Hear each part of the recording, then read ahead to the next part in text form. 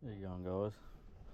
This is my old dual battery setup. We used to have a slimline battery in here, but the thing decided to pack it in. About 5 years it lasted for. Runs the battery in the back of the canopy, and yeah, got a bit going on here. It's DC to DC, all the fuses, need some relays for some lights and stuff, and there's a solar reg here for charging the starter battery, which works through here, and I can pair the batteries up to, if the main one packs it in to start the car. There's a fair bit going on, but yeah, the old battery weighed about 45 kilos, and I've gone lithium now. So what I'm going to do is I'm going to change this guy over to a lithium algorithm jobby, and then install the lithium battery here, which is about half the size and only weighs about 13 kilos.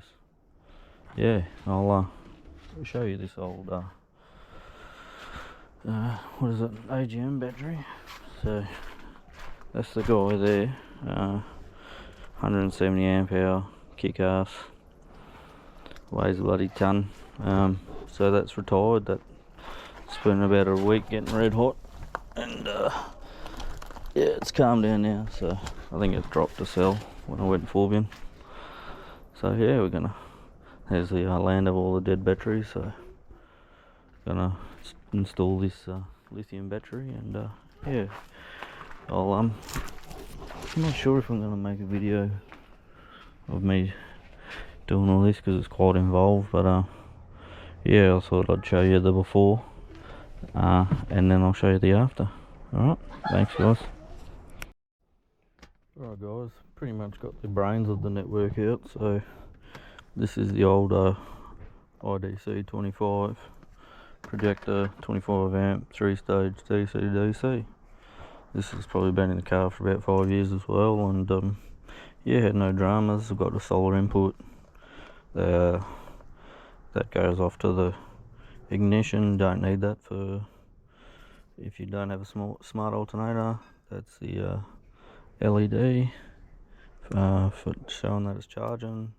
What's that one? That's alternator in, that's solar in, that's ground, and that's the output. And then you got an awfully long battery sensor there, temp sense.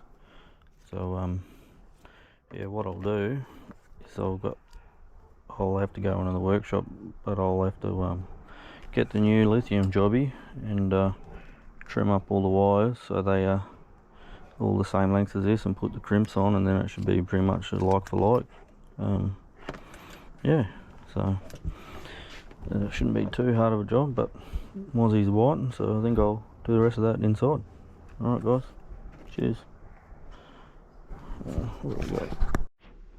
Alright guys, that's that one all terminated, so I end up using the red crimps on the smaller wires, and 6x6s on the bigger wires. So that's all ready for install. Yeah, just used these big crimpers and blowtorch over there, and a bit of heat shrink to come with it. Yeah, I've got a few videos on that if you're not sure on how to do all that.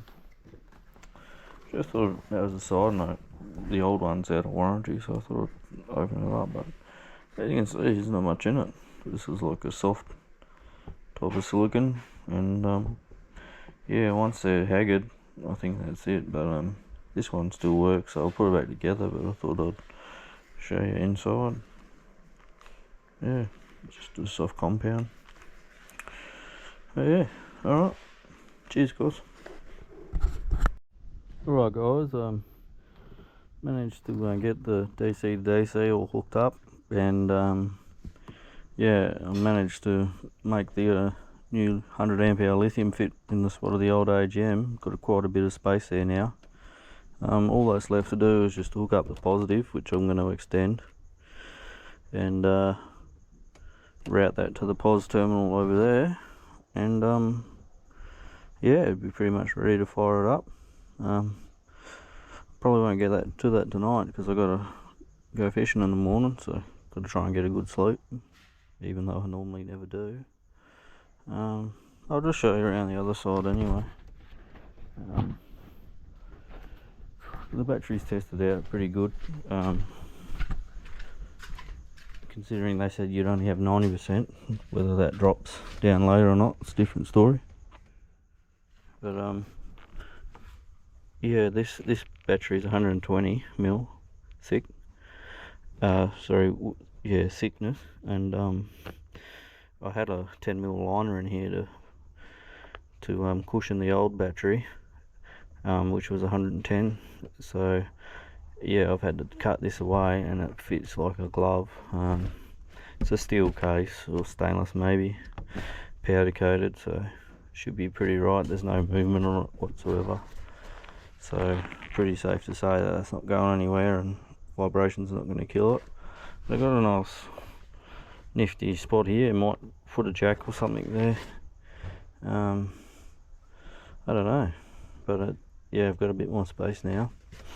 So I made this heavy duty fitting here, bracket here, to take the 45 kilo battery, which hasn't budged, but probably wouldn't need it now for this little 110 battery. But the drama is I'd have to get the grinder out to get it out, because I mounted it through the deck with some stainless fixings when I had the fuel tank out, so can't bother to take that out. So it's probably, I'm gonna say 10 kilos of steel there. But yeah, still a huge saving from what was originally there, so is what it is. Yeah, pretty happy with it all. I'll make that positive terminal up tomorrow, and yeah, hook that up. Well, maybe not tomorrow, in a couple of days, but yeah, pretty stoked with it. You wouldn't know that any of this is behind the back seat. I'll just tuck this away. There you go. So yeah, beauty. Alright, cheers guys. Alright guys, got the battery all hooked up. I've just got it in the off position at the moment, so it's only going to be working off the solar to charge it, and then when I'm going to go on long trips and stuff, I'll put it on the alternator, which is just by turning it to DC, or I can combine the two batteries together to start the car if I get stuck by putting it on bypass. So that's just a two-way switch.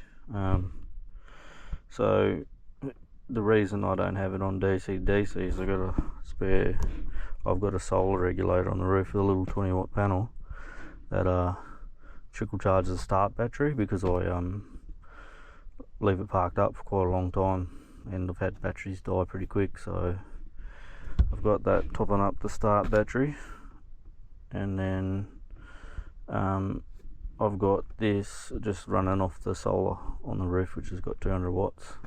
I'll charge that up. But when I what the problem is, why I don't have it on both DC to DC input and solar, is that I've got a feeling that this is going to kick on, charge the start battery, which is in turn going to kick this on, which is going to take all the which is not going to charge the start battery. So I've got that in the off position, because I only need this when I park it up. When I'm running as usual, I don't need this, so it doesn't matter if it draws power from the start battery, if that makes sense. But yeah, basically all this wiring was already there, so if you want me to go into more detail about it, I can do that.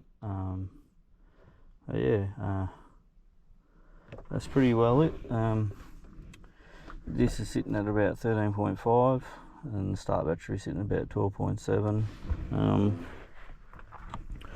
Got most of the accessories run off this. Got an angle in the back, got a little 12 volt pie oven, all that sort of stuff. Yeah, if there's any interest, I can go into that a bit more, but yeah, I'm hoping I get a fair life out of this. 2034 would be nice, but we'll see. But yeah, that's basically it. Alright, cheers guys.